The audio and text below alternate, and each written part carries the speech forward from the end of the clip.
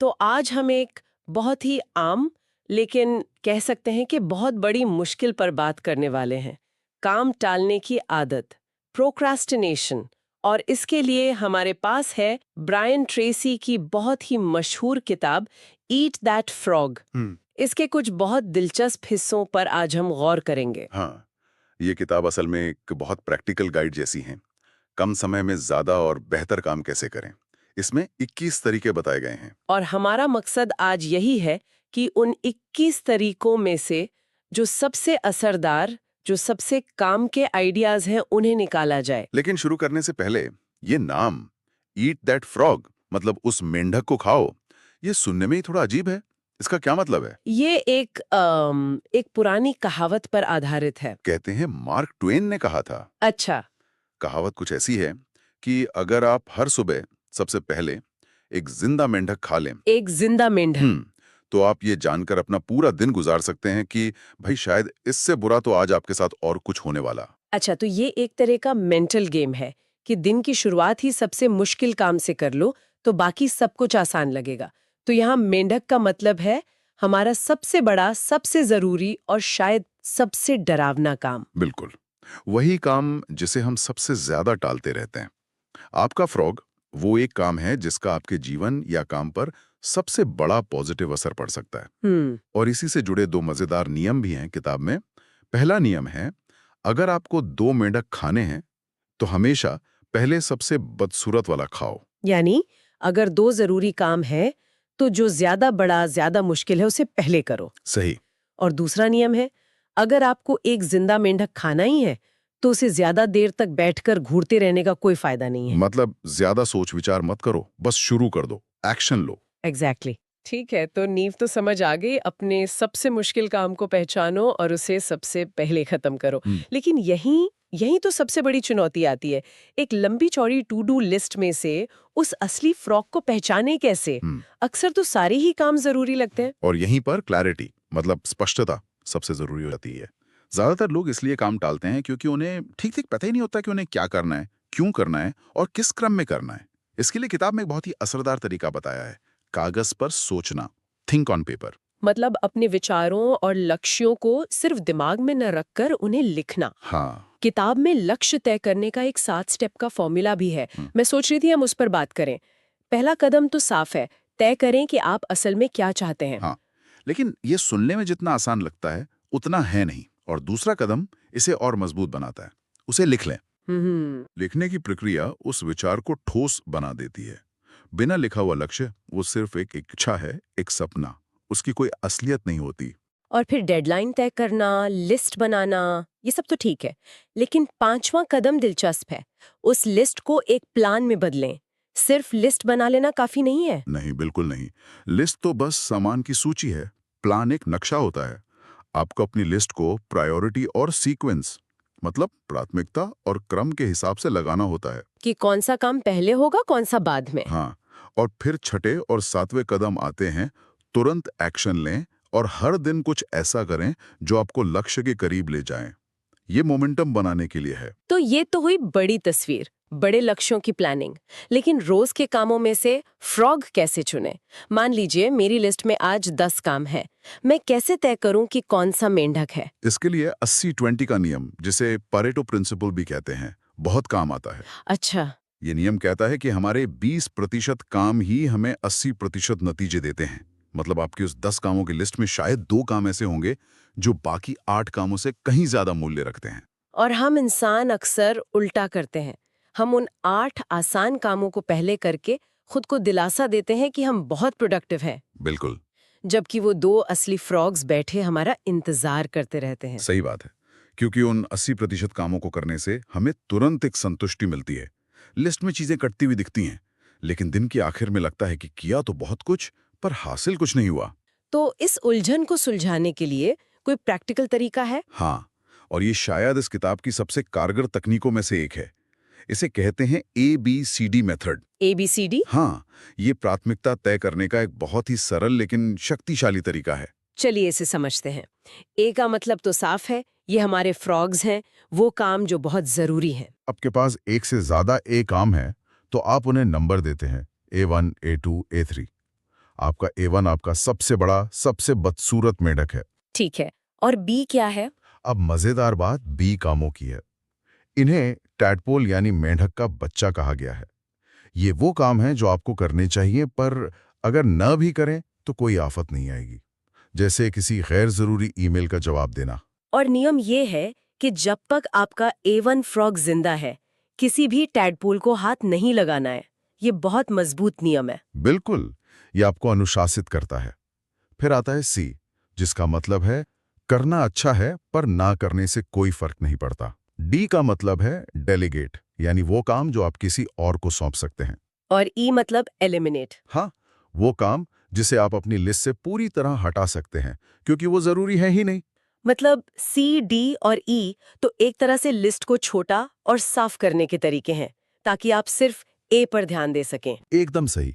ये मेथड आपको मजबूर करता है कि आप कोई भी काम शुरू करने से पहले एक पल रुककर सोचें, इस काम को करने या ना करने के लंबे समय में क्या परिणाम होंगे।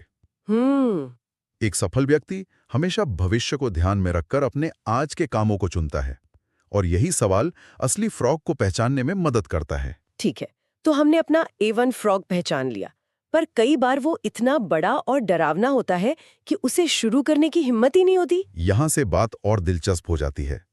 एक कॉन्सेप्ट है क्रिएटिव प्रोक्रास्टिनेशन। हाँ। काम टालने को तो हम हमेशा एक बुरी आदत मानते हैं, तो ये रचनात्मक ढंग से टालना क्या होता है? ये एक बहुत ही शक्तिशाली विचार है। इसका आधार ये है कि आप हर काम कर ही नहीं सकते, आपको कुछ न कुछ तो टालना ही पड़ेगा। सही बात है। तो क्यों ना जानबूझकर उन कामों को टाला जाए जो कम महत्व के हैं, यानी अपने सी, डी और ई कामों को टालें, ताकि आप अपने ए कामों के लिए समय और ऊर्जा बचा सकें। मतलब ये न कहना सीखने के बारे में है। उन छोटे मोटे कामों, उन टैडपोल्स को न कहना जो आपका समय खा जाते हैं। ये सुनने में तो अच्छा लगता है, पर असल में न कहना बहुत मुश्किल होता है। मुश्किल है, लेकिन इसमें एक खतरा भी है। हमें खुद से ईमानदार रहना होगा कि कौन सा काम सच में कम अहमियत का है। कभी कभी हम मुश्किल फ्रॉग से बचने के लिए किसी आसान काम को ज्यादा जरूरी बताकर खुद को धोखा दे देते हैं। ये एक बहुत जरूरी बात है। तो चलिए उस मूल सवाल पर आते हैं। हम आखिर जरूरी काम टालते ही क्यों हैं? इसके पीछे की साइकोलॉजी क्या है? इसके पीछे की साइकोलॉजी को देखें तो अक्सर इसकी वजह किसी खास स्किल या क्षमता में कमी महसूस करना होता है। लेकिन ये सिर्फ क्षमता की कमी नहीं है, उसके पीछे छिपे डर की बात है। डर? हाँ, नाकामी का डर, या ये डर कि लोग हमारे काम को जज करेंगे या हम खुद को मूर्ख साबित कर देंगे। तो काम टालना असल में उस असफलता के एहसास से, उस डर से बचने का एक तरीका बन जाता है। तो मेरे करियर पर सबसे ज्यादा पॉजिटिव असर पड़ेगा। उस एक स्किल को पहचानें, उसे अपना फ्रॉग बनाएं और उसे बेहतर बनाने की योजना पर काम करें। जब आप किसी काम में माहिर हो जाते हैं तो उसे करने में मजा आने लगता है और टालने की इच्छा अपने आप खत्म हो जाती है। ये तो हुई स्किल की बात, पर मान लीजिए स्किल तो है, लेकिन काम इतना बड़ा और भारी भरकम है कि समझ ही नहीं आता कि शुरू कहाँ से करें। जैसे किसी को 200 पेज की रिपोर्ट लिखनी हो। हाँ, ये अपने आप में एक बहुत बड़ा फ्रॉग है। इस तरह के बड़े कामों के लिए दो बहुत ही मजेदार और प्रैक्टिकल तकनीकें हैं। पहली है सलामी स्लाइस मेथड। सलामी स्लाइस? हाँ, जैसे आप पूरी सलामी एक बार में नहीं खा सकते, आप उसका एक एक स्लाइस काटते हैं। वैसे ही उस 200 पेज की रिपोर्ट को छोटे छोटे मैनेजेबल हिस्सों में बांटें। मतलब लक्ष्य ये ना रखे कि मुझे रिपोर्ट लिखनी है, बिल्कुल, बल्कि लक्ष्य ये हो कि आज मैं सिर्फ इंट्रोडक्शन के 5 पैराग्राफ लिखूंगी। बस। बिल्कुल। इससे वो बड़ा पहाड़ जैसा काम छोटे छोटे कदमों की एक सीरीज बन जाता है। और दूसरी तकनीक क्या थी? दूसरी तकनीक भी कुछ ऐसी ही है, जिसे स्विस चीज मेथड कहते हैं। इसमें आप उस बड़े काम में एक छोटा सा छेद करते हैं, जैसे स्विस चीज में होता है। आप तय करते हैं कि आप उस बड़े काम पर बस 5 या 10 मिनट के लिए काम करेंगे। सिर्फ 5 मिनट? हाँ। उससे क्या होगा? फायदा मनोवैज्ञानिक है। अक्सर किसी भी काम का सबसे मुश्किल हिस्सा उसे शुरू करना होता है। एक बार जब आप शुरू कर देते हैं तो मोमेंटम बन जाता है। अच्छा। 5 मिनट के लिए काम शुरू करना आसान लगता है, और अक्सर वो 5 मिनट कब 30 मिनट या 1 घंटे में बदल जाते हैं, पता ही नहीं चलता। ठीक है, तो हमने अपना फ्रॉग पहचान लिया, उसे प्राथमिकता दे दी और उसे छोटे छोटे टुकड़ों में काटने का तरीका भी सीख लिया। अब आती है एक्शन की बारी। और यहीं सफल और असफल लोगों में सबसे बड़ा फर्क दिखता है।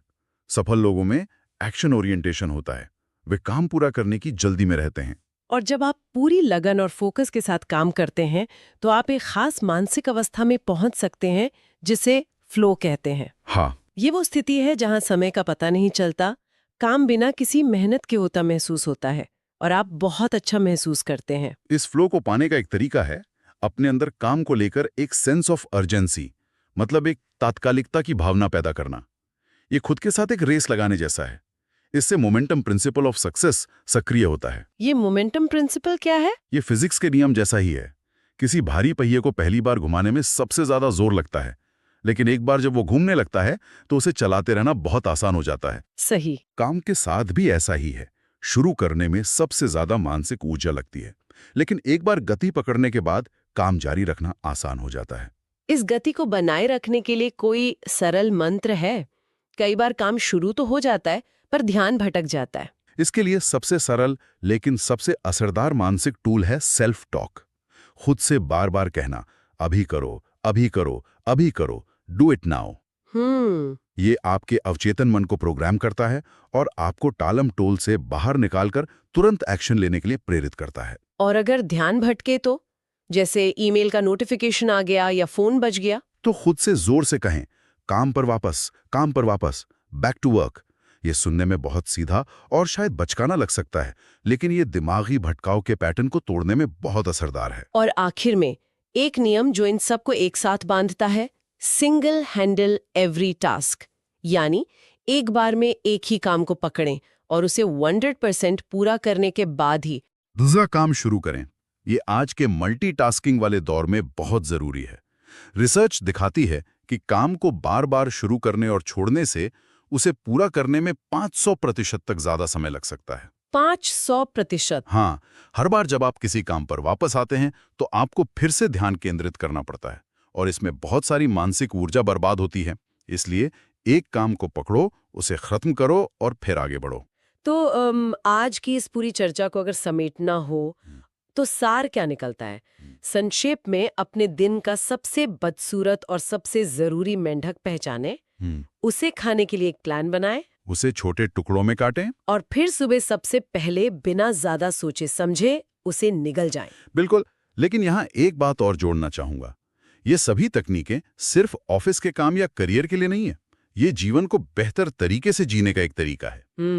अक्सर समय प्रबंधन का असली मकसद काम में ज्यादा कुशल होना नहीं, बल्कि उस समय को बचाना होता है जिसे हम उन चीजों पर खर्च कर सकें जो हमें सच में खुशी देती हैं। सही बात है। असल में हम ज्यादा काम इसलिए नहीं करना चाहते कि हम और काम करें, बल्कि इसलिए ताकि हम अपने परिवार, अपने स्वास्थ्य, अपनी हॉबीज, हाँ, अपने जीवन के दूसरे महत्वपूर्ण पहलुओं के लिए ज्यादा समय और ऊर्जा निकाल सकें। प्रोडक्टिविटी का लक्ष्य खाली कैलेंडर नहीं, बल्कि एक भरा पूरा जीवन है। तो अंत में सोचने के लिए एक विचार यह है, किसी के निजी जीवन में वो कौन सा फ्रॉग है जिसे वो लंबे समय से टाल रहा है? मतलब ऑफिस के काम से हटकर। हाँ, शायद किसी से कोई मुश्किल बातचीत करनी हो, कोई सेहत से जुड़ा लक्ष्य हो जिसे शुरू करना हो, या कोई बुरी आदत छोड़नी हो। उस एक व्यक्तिगत फ्रॉग को खाने से जीवन के किन नए दरवाजों के खुलने की संभावना है? अगर आपको यह चर्चा पसंद आई तो हमें फॉलो करना ना भूलें ताकि आप कोई भी एपिसोड मिस ना करें। लास्ट में प्लीज सपोर्ट कीजिए बुक वॉइस स्टूडियो को, सब्सक्राइब करें और हमारी न्यू वीडियो सबसे पहले देखने के लिए बेल आइकन दबाएं।